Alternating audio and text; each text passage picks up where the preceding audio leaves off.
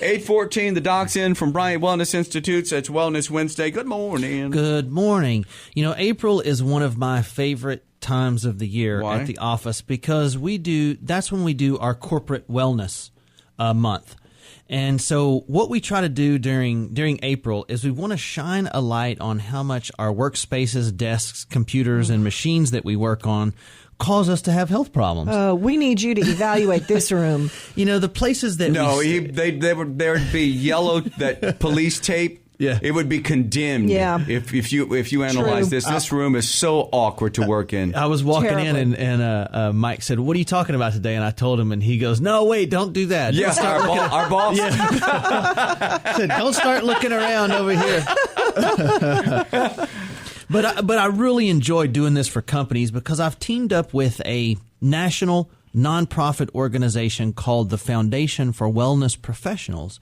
And what they do is they bring health topics to companies and organizations at no charge. So it's it's a national nonprofit organization, and I'm a member and also one of the guest speakers for them. Wow.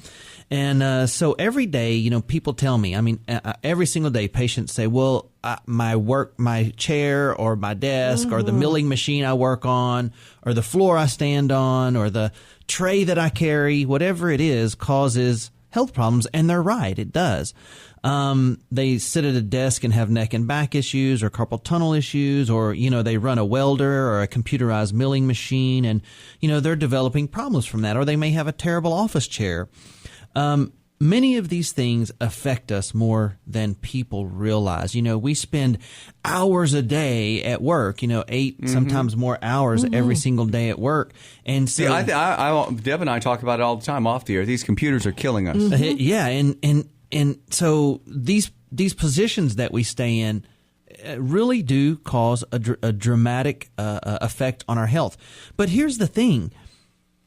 Most of the time, it's such a simple little inexpensive fix that people don't even realize. You know, we can make minor changes to their workspace or to their situation that will prevent their body from breaking down and suggest little simple changes with just a little bit of knowledge and experience in these matters, and it will make an huge improvement in the health of their body, of the employees. It's just nobody's told them about these things.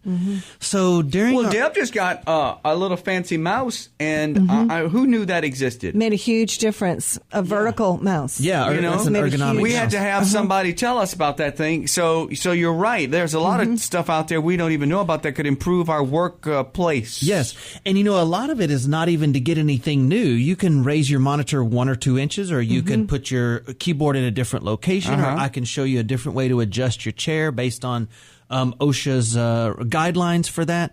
And so there are some neat little things you can do to prevent these sort of work injuries. So what we do during our Corporate Wellness Month is we go into companies and we hold simple, quick little classes on ways to improve the employee's situation at no charge to the company whatsoever, because we're doing it as the Foundation of Wellness Professionals, which is nonprofit. So it's quick little classes in companies. And so let's say a company has 10 employees that do desk work, and, you know, some of them are developing some body complaints, or maybe they have low energy, or they're not sleeping well, or they want to figure out how to be more productive. We can teach them a class on simple little ways to fix it.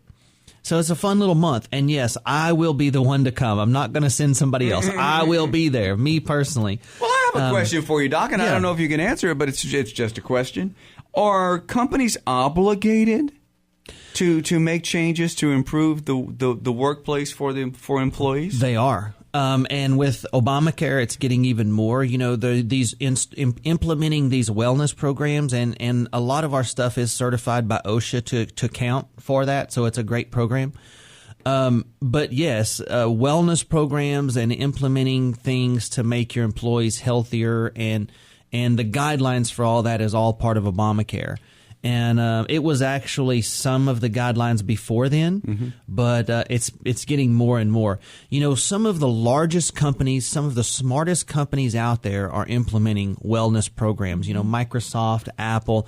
I mean, they spend thousands and thousands of dollars because they know that it actually saves them money in the long run if they will work on preventative measures instead of waiting until their employees get sick and then they have sick days and hospital stays. Sure. Not to mention just personal happiness. You keep your employees happy, they stay. Exactly.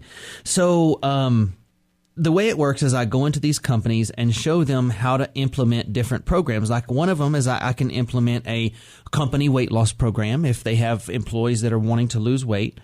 We can show them how to improve their productivity and energy. And so I have one program that can improve the productivity and energy of the workforce by like up to 40% in just 14 days.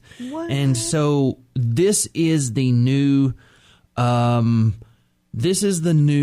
hot button for corporate America is how can we be more productive? How can we get more out of what we've got instead of because we don't really maybe have the ability to expand. So we need to make sure that we get every bit of productivity we have out of the people that we have here. And the way you do that is they have to feel good. If they're sluggish and not sleeping well, or they're having weight problems, or they're having some kind of depression problems, those will affect the company's bottom line by billions and billions of dollars a year, more than company executives ever even realize. When you've got people out there doing work that don't feel their best, it makes a huge difference. Yes. And our goal in April is to fix some of those things and help the company. One of the things that I do is I do a 5-minute pre-shift stretching program. And what that is it's a simple little set of stretches that you can do before you start your job. And it's been shown to reduce work injuries by over 1/3, by over 30%. So let's just say I type and for a living. people of all ages can do these? Oh, yeah, absolutely. It's real simple little things, but let's just say that I type for a living. I can show you, I've got a handout that'll show you a 5-minute stretching program for your fingers, hands, and arms that you can do before you start typing, and it will decrease your chances of getting a work injury from doing that typing by 1/3. By doing nothing but a 5-minute stretching program. I was talking to a friend of mine who works for a very large international company and said that their computer workstations are set to stop after so many keystrokes. Yeah. Isn't that incredible? Right. To force them to take a break? To force you to take a break. Yeah. Yes. Wow. Isn't that something? Yeah, so that's how important it is. That's how important it is, right. They would rather stop their employees from working so that they can stand up and move around because these injuries affect their bottom line much more than taking 5 minutes to do some simple things to, to prevent them. I was the corporate wellness advisor for Cameron Valve and was responsible for the health of 500 employees. And that's one of the things that we implemented, and it was dramatic. These 5-minute stretching programs for the shop workers, for the guys that, lifted the valves and lifted the parts. We did a 5-minute lower back and hamstring and leg stretch before they started. Reduced their work injuries dramatically. I mean, they saw almost instant difference once we started that. I did the same thing for Exxon and also when I was with Entergy.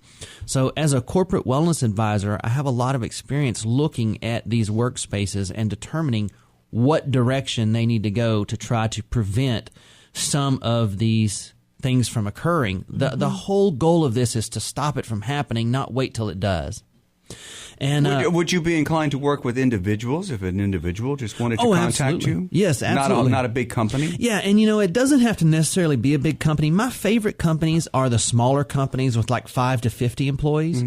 Because they don't really have the budget to hire a full-time wellness person. Sure. But they still need it. If I've got 15 employees out there, my bottom line is already pretty tight anyway. And so if somebody can come in as a member of a nonprofit organization, come in and teach my staff a little class on ways they can keep themselves healthier so I don't have work injuries.